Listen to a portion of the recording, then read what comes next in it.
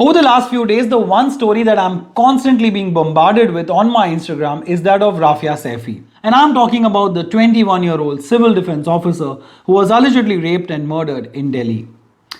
Now, this story has found absolutely no place in the mainstream media and there's barely any news about it. I had to scrounge through the internet and connect with a cross section of people to get a sense of what exactly happened in this case. Rest assured, I will tell you what happened here, but considering the extreme sensitivity of this story and the stringent community guidelines of YouTube that you're all aware of, I won't be showing you any related audio visuals here. You can head on to my Instagram though, it's @ReviewRon, for the tell-all interview of the girl's brother, who has laid bare some really barbaric and grotesque details of just how depraved and savage this crime is.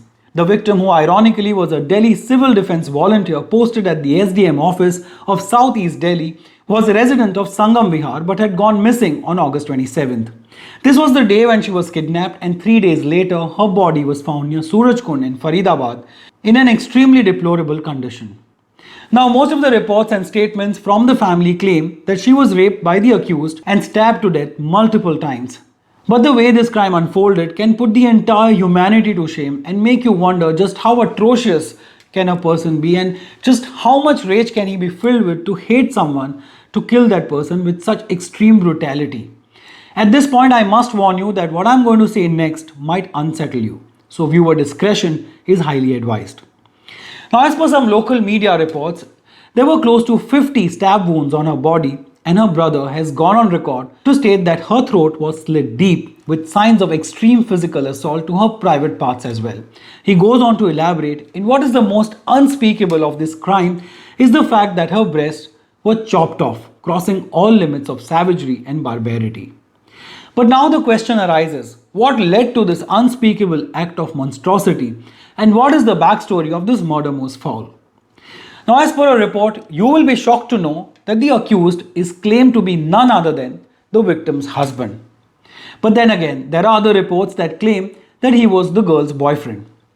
Things were hunky-dory at the start, but some differences had started cropping up between the alleged couple, and then the accused Nizamuddin had kidnapped her on Friday, August 27th. Apparently, the two had secretly gotten married in court because Rabiya's family did not approve of their marriage. बस मैं आप लोगों से इतनी गुहार करना चाहता हूँ कि जो सच है सच का साथ दे। लड़की को बदनाम करने की पूरी कोशिश की। अब जो है उसके मैरिज का या जो भी है, ठीक है, वो नहीं, अभी तक कोई एविडेंस हमें मिला है। हमारे पास कोई ऐसा एविडेंस नहीं है जिससे साबित हो कि शादीशुदा थी। उसको बदनाम करने के लिए ये सब किया गया, ठीक है।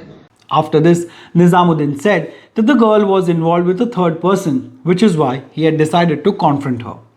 To do this, he had taken her to Surajkund area in Faridabad, where he ended up killing her.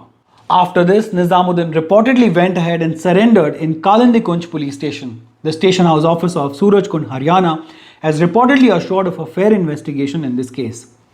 Rabiya's family has filed a complaint with the police, and they allege that the accused had kidnapped her while she was on her way home from work.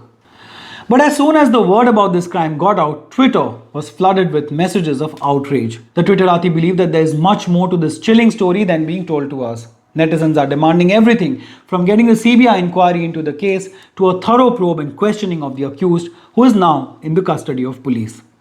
And the agitation isn't just online.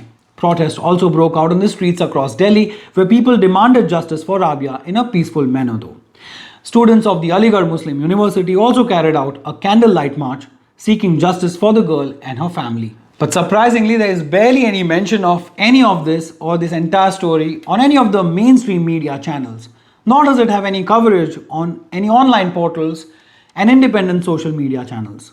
However, as we speak, the police is trying to get to the root of this matter and get the exact reason of this unimaginably vile incident.